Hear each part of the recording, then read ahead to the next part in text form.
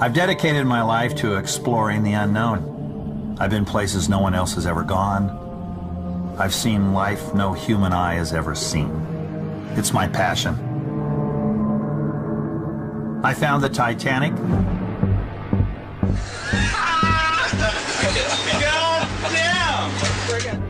I survived crushing depths and a rogue wave. But even after 50 years at sea, I'm as fascinated with the deep as I was on my very first expedition. You want to know my most important discovery? Well, it's the one I'm about to make. I'm Dr. Robert Ballard. Come with me into the alien deep.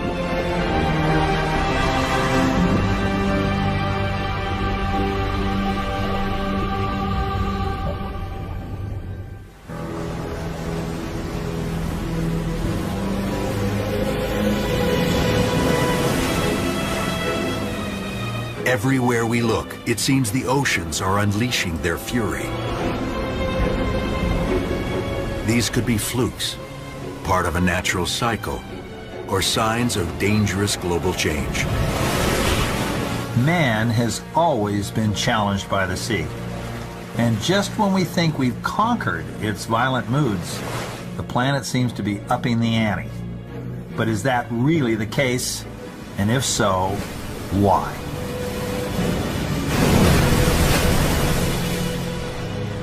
So that's what I'm trying to find out.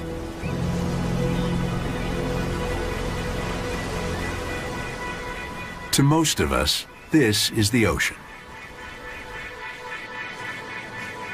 But when Dr. Robert Ballard looks at the water, he sees something very different.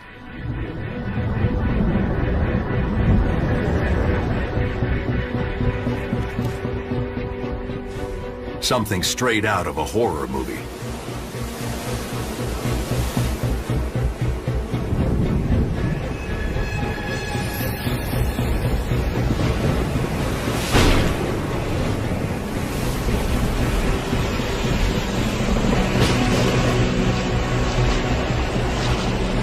Stronger storms, higher seas, and lurking in the deep, monsters with the power to eat ships whole.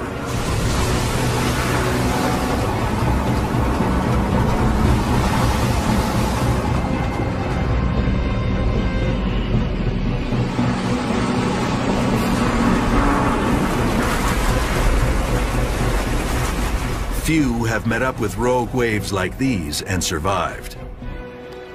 Ballard is one of the lucky ones. Yeah, my first introduction to a rogue wave, ironically, was on the first time I went to sea on my first oceanographic expedition. I was 17 years old, and we were in a tremendous storm in the North Pacific Ocean. We were in 45-foot swells, 15 meters waves were coming at us. It was like a roller coaster ride. And I was up on the bridge, and all of a sudden this monstrous wave just comes looming out of the sea right in front of us.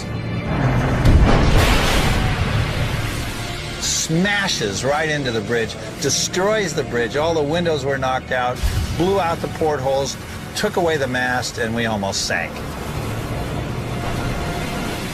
And I was hooked for life. What a wave. I was too young to be afraid. I was in awe. Mariners have been telling tales of rogue waves for centuries. Massive walls of water that tower over the seas around them. 1981. A huge wave blasts an oil rig off the Atlantic coast of Canada, killing all 84 people on board.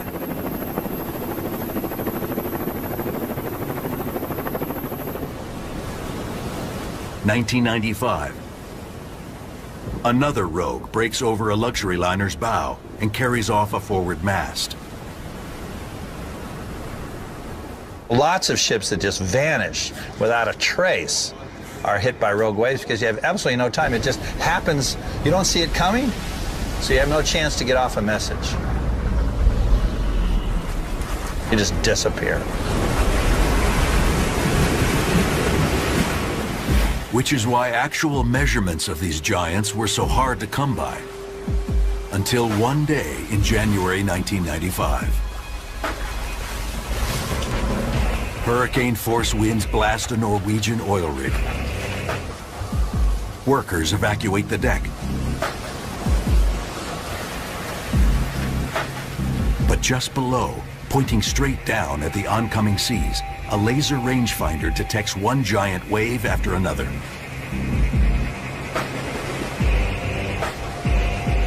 "25 feet, 30 feet,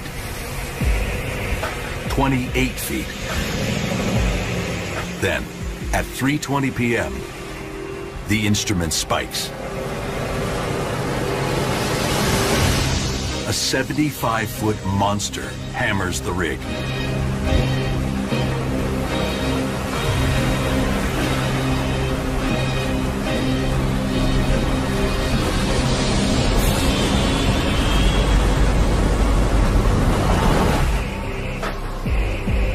The platform survives, and the world gets its first incontrovertible proof of just how big rogue waves can be. What you get is you get two different wave patterns that intersect, and normally they cancel one another out. But if you do it just right, you can get them to add up and then have them shoot like that. And that's a rogue wave.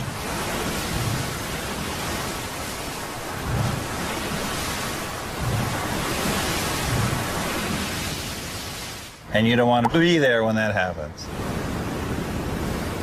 If, as Ballard suspects, these waves and the storms that spawn them are getting bigger, we are in for a rough ride. Already, one large ship goes down on the high seas every month. Not to mention hundreds of smaller vessels.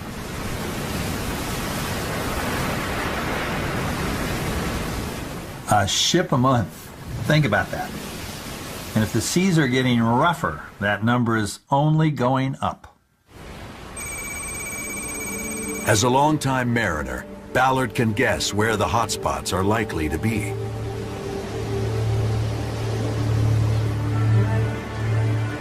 The Cape of Good Hope is also known as the Cape of Storms. It is, at the moment, the choke of shipping in the world. No one really wants to go through the Suez Canal anymore because you've got to run the gauntlet of the pirates.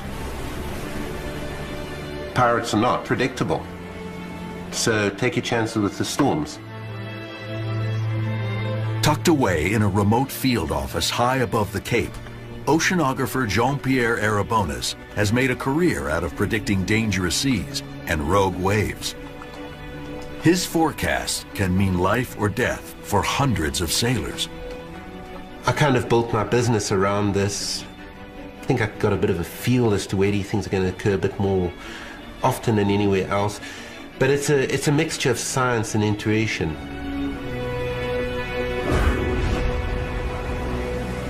Arabonis sounds the alarm when storms kick up swells from the southwest. Instead of just creating chop, the waves barrel into a driving current from the northeast, which stacks them up into immense walls of water.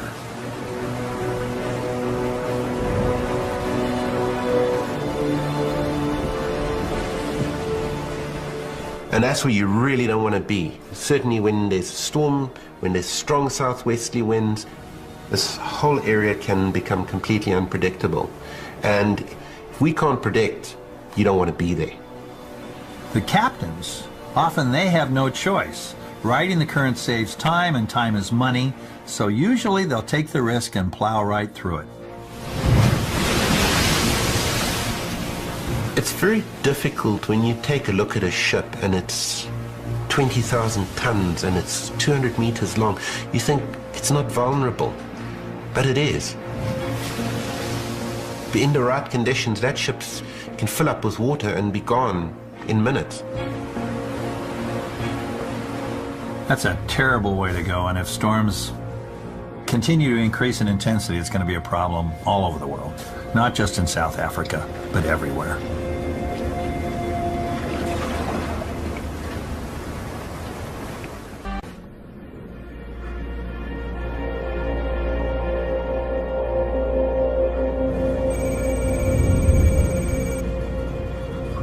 If Ballard wants to know about angry oceans, there's one place to look, and it's not out on the water.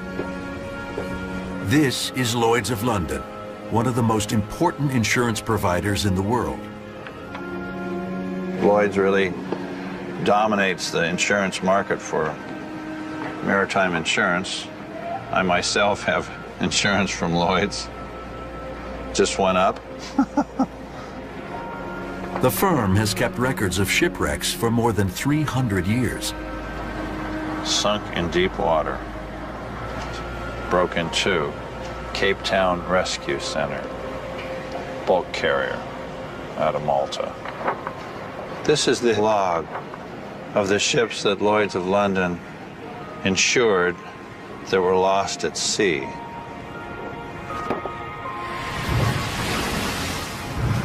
100 years ago, most of the losses were due to poor navigation. This year, piracy is also taking its toll. But in the future, Lloyd's anticipates that bigger storms and stronger waves will grow as risk factors for ocean disasters. It's confirmation of what Ballard and others think they're seeing out on the water. Every attempt is made to limit a ship's probability of sinking. And Lloyd's is very keenly interested in making sure that that occurs. But then there's just acts of God, the acts of Mother Nature, acts of the earth. And they're starting to see trends that the ocean's getting angrier. If the trends continue, the results could be devastating. 90% of traded merchandise travels across the high seas, carrying some $13.5 trillion worth of goods. Nowhere are the stakes higher than off the coast of Oregon, where the raging Columbia River meets the howling North Pacific. Ballard has come to meet the men who ply these dangerous waters. Dan Jordan is one of these boat pilots on the front lines. If anyone were to notice changes on the ocean, it would be Dan. His job, steer massive cargo ships safely through the roiling waters and ever-shifting channel, one of the most treacherous stretches of water in North America. We call it the graveyard of the Pacific for a reason. Some 2,000 ships have gone down here, and these guys are out in it 365 days a year. The channel is the gateway to the Pacific Northwest. Thousands of ships and billions of dollars worth of goods pass through here every year. I think very few people realize how much of America's economy, going in or going out, is by sea. You don't load wheat on airplanes, and there's no trains. It stops here, and there's only one way to get across the Pacific, whether you're going east or west, and it's by ships. To guide the ships through the channel, the pilots first have to get on board. Option 1 is a vomit-inducing jet boat.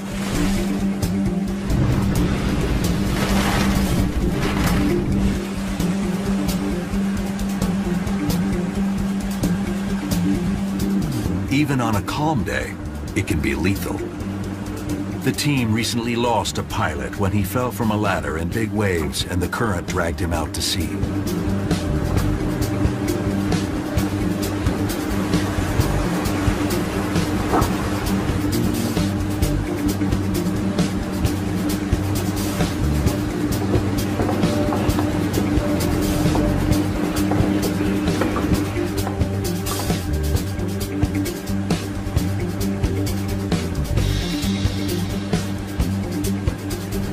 So, typical day at the office for you? Typical day, yep. Option 2, the safe option, is dangling from a helicopter. But with high winds, rough seas, and a 6-story supertanker rocking and rolling below, it doesn't seem all that safe to Ballard. Man's going out the cabin door. Going out the cabin door. Man is out the cabin door. Man's going down. Man's going down. The seasoned explorer has boarded lots of ships in his 50 years at sea, but never quite like this.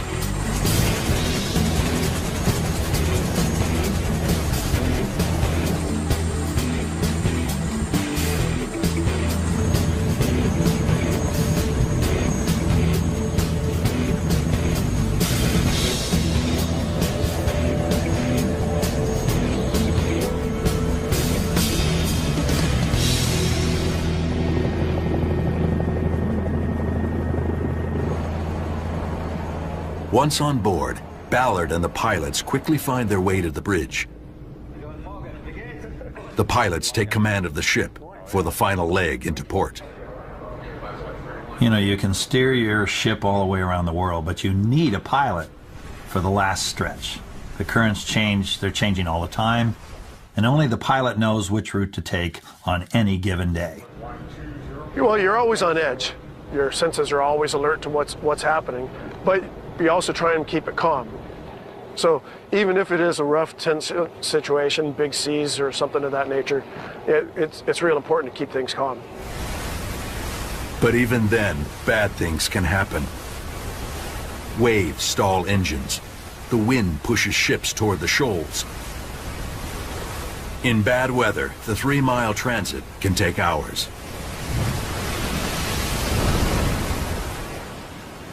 Dan knows these waters as well as anyone, and lately he's seeing a disturbing change.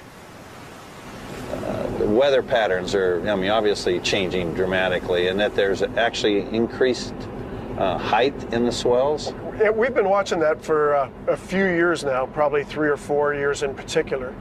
The scientists are all saying that wave heights are increasing and storm intensity is increasing. Yeah. Well, and we are seeing some evidence of that. According to one study, the biggest waves in this region have risen 10 feet since the mid-1970s, and models project that they may rise as much as 50 feet over the next 100 years. That's a difference between a 3- and 5-story building.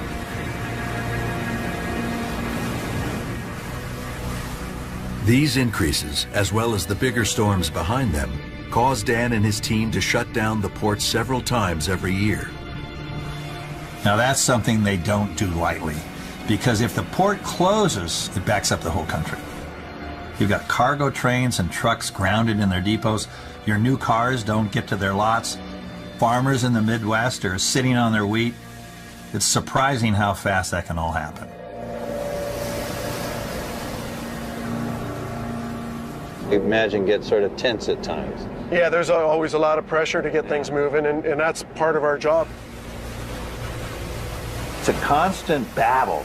It's man against nature, and maybe nature may be winning.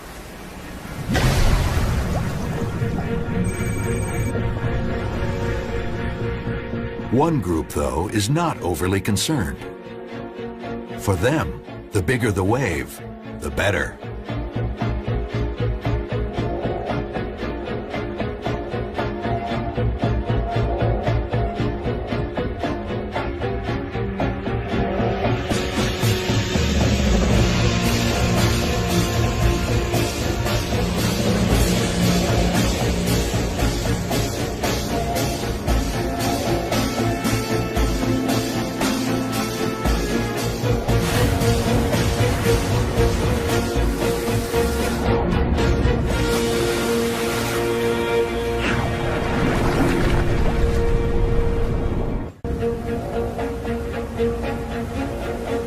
This is Chopu, Tahitian for broken skulls. One of the baddest, heaviest waves on the planet.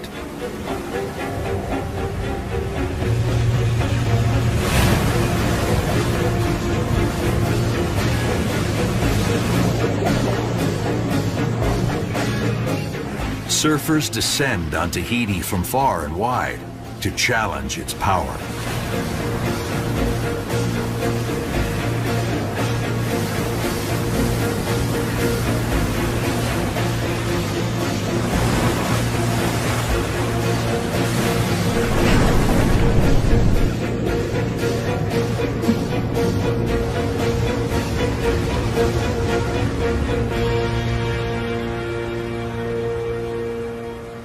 These guys are nuts. They track conditions all over the world. They have a better idea what's happening than most meteorologists. In fact, if changes are happening, these are the folks who are probably going to notice them first.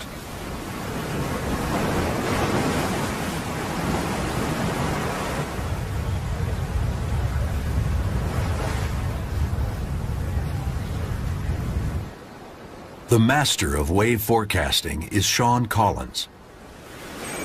I surf, and I found a way to avoid getting a real job by starting a surf company.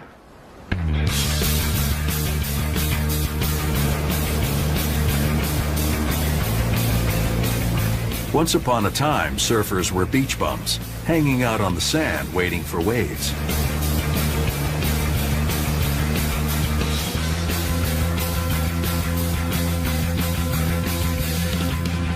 Collins used science and his almost innate knowledge of storms and waves to change that culture.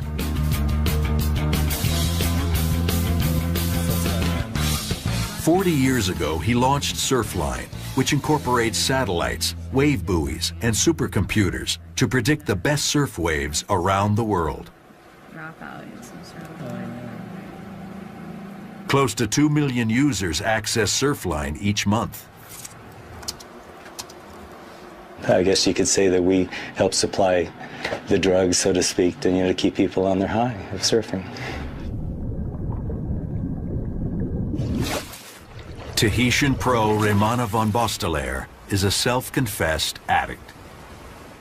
Some people have other things, and me, my drug is the ocean, That's what we all live for. Thanks to Sean's forecasts, Raymana can start preparing for a wave up to 3 weeks before it arrives. On Tuesday and Wednesday, we're going to get some good swell coming. We're forecasting this swell, to arrive in Tahiti before the storm that generated the swell even happened. So we're, about 3 steps ahead. The key is wind. A wave here in Tahiti begins where all waves do, far out in the ocean where wind blows continuously over open water. It starts as a ripple. Pushed by the wind, it travels and grows, often combining with other swells.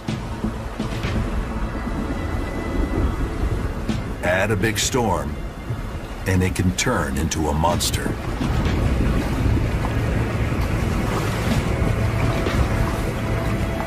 And then, taking all these wind speeds, we're able to calculate waves around the Earth, around the entire globe. The ideal situation for Tahiti is when the storms start in this area, underneath Australia here. Across 5,000 miles of open, wind-blown ocean, the wave can get big. And it eventually gets up to, over 50 feet. Obviously, if you're in a ship, you do not want to be in this area. But us as surfers, we're looking this, and we're all excited. Everybody's making the reservations to go to Chopu. Raymana's on the phone. Hey, Brother Sean, how's the swell looking? And we're going to go chase it. Accurate wind speed measurements are critical to the forecast. A 3-mile-per-hour miscalculation in a storm off New Zealand can mean a 4-foot difference in swell height by the time it reaches Tahiti. And it could arrive one day early or late. As our customers, our surfers, we're telling them there's going to be a swell tomorrow, and it doesn't show up till the day after tomorrow, believe me, they're going to hate us. Good thing for Sean and Raymana, Sean claims Surfline's forecasts are 95% accurate. Today, Raymana's got word that big rollers are on their way in.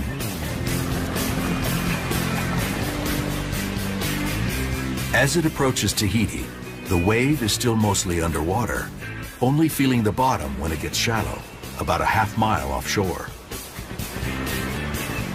That's when Raymana catches his first glimpse. A dark gray bump on the horizon.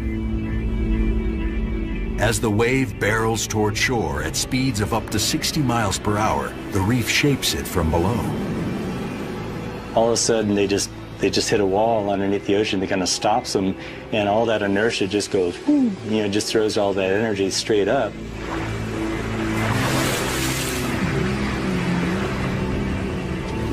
It's the moment Raymana's been waiting for.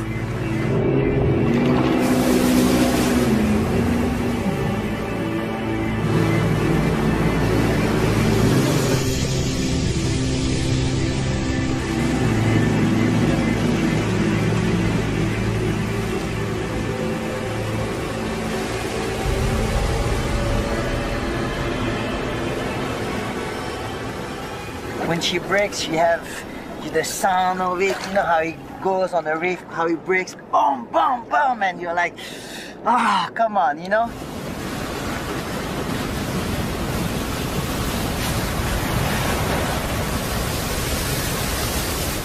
Millions of tons of force breaking in 3 feet of water over a razor-sharp reef. I'm going into that wave, and then the whole thing covered me. And the next thing you know, there's a speed, we call it the speed. You get sucked like this. And the whole thing, my whole thing goes like behind like this. I'm like, come on, just let me out. And next thing you know, it goes.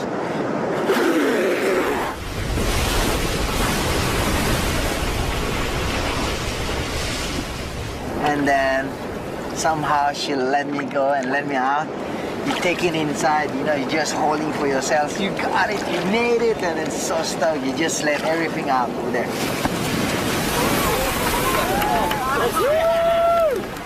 And then you go, let's go again. And then we're back again out, you know? For surf waves, the forecasting is working. But predicting global changes in the ocean and climate is a lot tougher to do. If we're really seeing the oceans getting more violent, can we figure out why and whether there's anything we can do about it? That's the real challenge.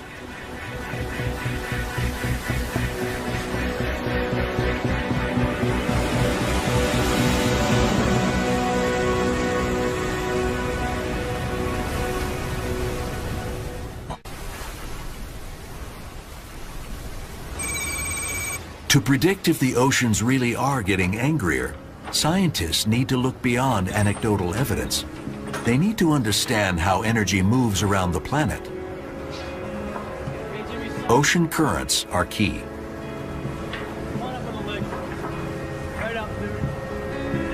That's why oceanographer Bob Picard and his team are out here in the frigid North Atlantic. They're searching for a new arm of the global conveyor, one of the world's most powerful current systems. Climate models suggest that the current lies a few hundred miles to the west, off the coast of Greenland. But Picard's hearing reports that it's also been spotted way out here, near Iceland. We thought we sort of had it figured out at this point. And then, lo and behold, my Icelandic colleagues a few years back went out and accidentally discovered another deep current off the continental slope of Iceland, which is sort of, turn a community on its ear a little bit. The global conveyor is one of the most important features on the planet. It transfers heat around the globe and helps keep our climate stable. If Picard can prove his Icelandic colleagues right, he'd force a rethink of how the system works. You know, it's truly amazing.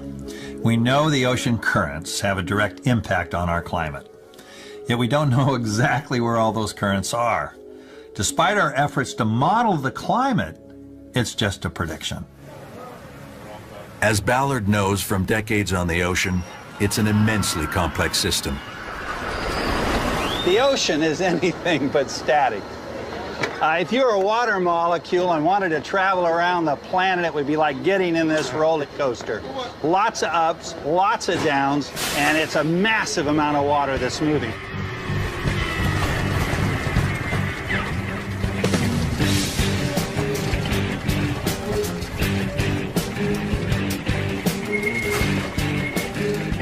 ride begins north of Iceland, where cooling water sinks.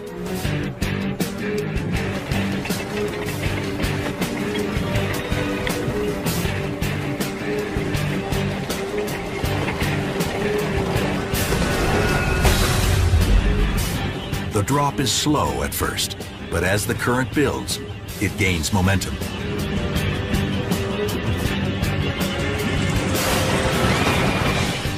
Through ridges and trenches, over lava fields and endless plains. The water hurtles southward across the equator, down the coast of South America like a giant deep-sea river. By the time this current reaches the Southern Ocean, it gets massive. There's no landmass to block it, so it builds and ultimately flows with the volume of 100 Amazon rivers. At the bottom of the world, the Southern Ocean acts like a giant blender, mixing the world's seawater. Then it comes back north again, and when it gets to the tropics, it starts to warm up and begins to rise to the surface. It becomes the Gulf Stream now and starts heading back home. The whole circuit takes 1,000 years. 1,000 years. And yet the continual cycling of all that heat and energy affects everything from long-term climate change to daily weather forecasts. We have water rising, falling, spinning, circulating, bumping into things. And we try to take all of those complex factors, put them into a global model and come up with a circulation system. Our best shot. Of course, models are only as good as the information they're based on. And back in the North Atlantic, Picard is discovering that we do indeed have a new arm of the current to worry about. To find out what impact it has, he now has to calculate how much water it adds to the global conveyor. We're now hearing that rising atmospheric temperatures are going to alter the ocean circulation pattern. And ironically, Europe, for example, will get colder and colder. But we're not really going to know until we better understand how the entire system works. Picard's work is a step in the right direction. We're predicting that about half of the dense water is actually flowing in this current that we just discovered. So if that's the case, we need to learn more about where it comes from, how it was formed, because it's crucially important.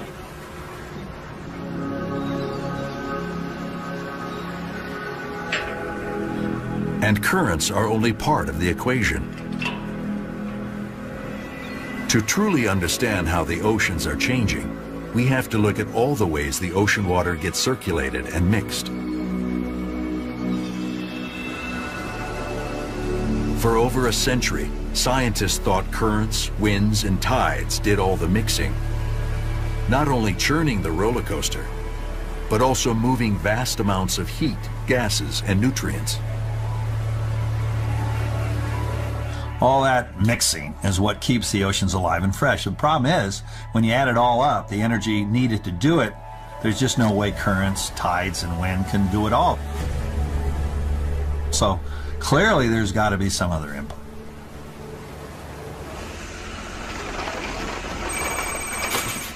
Bioengineer Kakani Katija thinks she's homing in on just that missing link.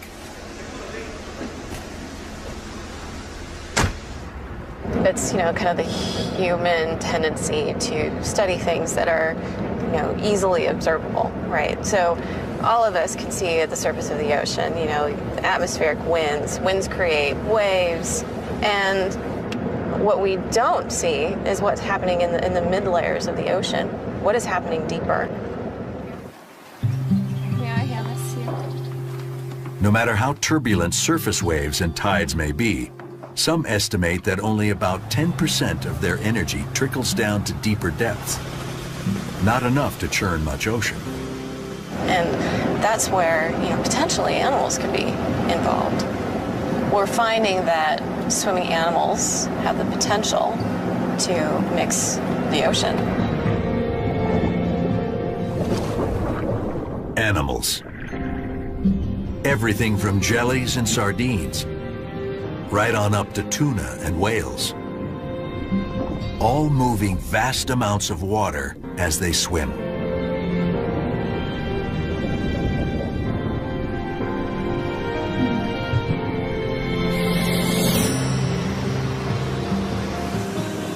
Kakani wants to measure just how much.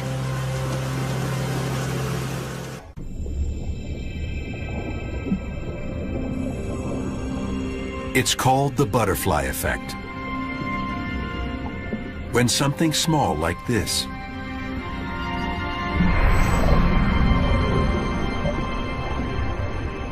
ultimately gives rise to something big, like this.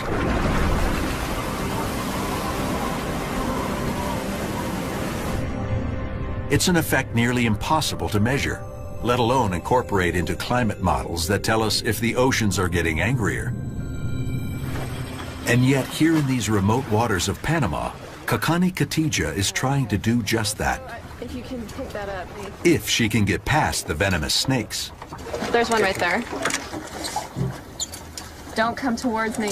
So here in Panama, one of the things that we deal with here are sea snakes in the water. And as you can see, right now they're hunting around our boat. So it's just a part of the day job. Tonight, Kakani is investigating gelatinous creatures called salps, which band together in long chains. Her plan? Light up the water column with a high-powered laser, record the salp's motion, and measure how much water they disturb. There's so much ambient stuff in the water. You know, it could be sand, silt, detritus, name it. They're illuminated by the laser. By watching how these particles move as animals swim through them, the team can calculate how much water is being mixed. When they first started their research, Kakani and her team were startled by the amount the creatures could move, both by swirling it up as they passed and by dragging it along behind them. This is a mechanism that allows smaller animals to achieve appreciable mixing that was completely neglected. With every stroke, they transfer energy into the sea and mix it up, as Kakani demonstrates using a special fluorescent dye.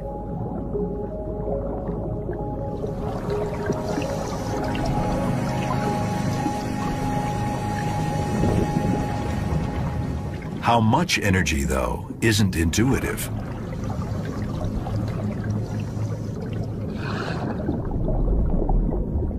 The original thought was only large animals will be able to mix the water around them substantially. But what we're able to show with some of our field measurements as well as some work in the lab is that smaller animals are actually also able to generate mixing at those same scales.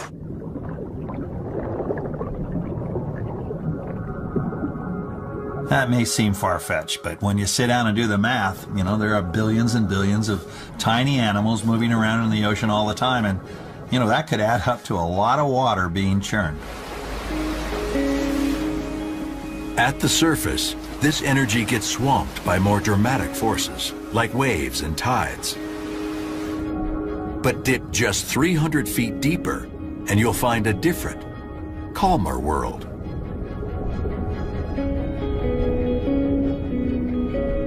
Down here, it's easy to imagine how even one small animal, not to mention countless millions, can have butterfly-like effects.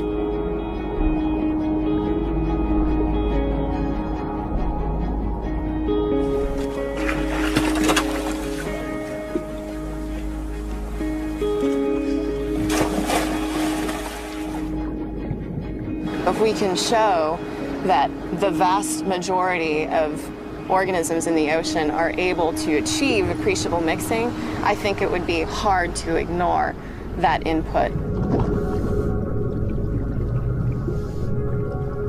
An input that's hardly been considered, let alone worked into existing ocean and climate models. Once she knows how much energy each tiny critter can exert, Kakani can scale up her findings to measure the overall impact these animals have. The hurricane side of the butterfly effect. We're talking about the ocean. I mean, it's huge, right? I mean, the majority of Earth is ocean. If indeed we are missing a huge input of power because we've ignored the impact that swimming animals have, our view of the ocean may be totally altered.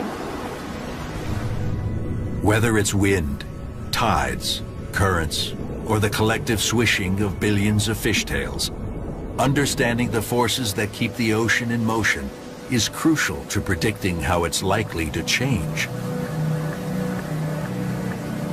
And the picture that's emerging is one of a hotter, more energetic planet and bigger, angrier seas.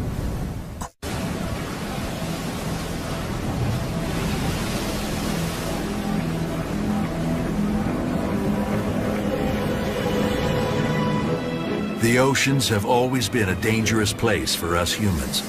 And from what Dr. Robert Ballard has seen on his journey around the world, things are only getting worse. The Earth is undergoing tremendous change right now. Change that we haven't experienced in the past. We've got a lot to learn about how it all works. But there is one common thread. The world's getting hotter, and that's putting more energy into the system. So from there, you just have to follow the trail, and that leads you to more violent storms and bigger waves. We know the world is heating up. We know heat energizes the ocean and atmosphere, powering more intense storms. Bigger storms create higher winds, which in turn churn up higher seas.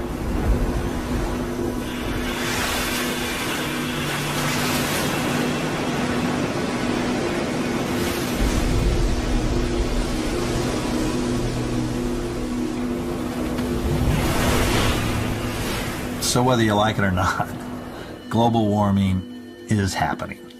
And we know that humans are behind at least some of this heat, and maybe a lot of it. We're burning oil, we're burning coal, and that all traps heat. We know this. We're seeing the effects. These effects will impact everyone, even people who crave the big waves.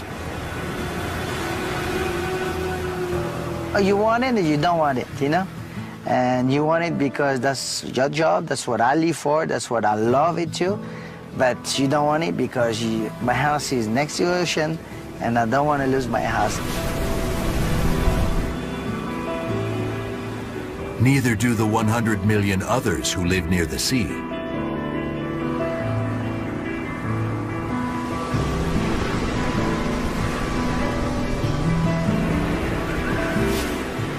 If storms get more severe, wave heights grow, and sea levels rise as predicted, those people could be forced from their homes.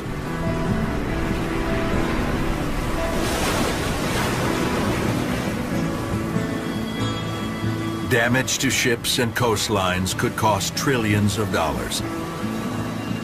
And that's just by the middle of the century.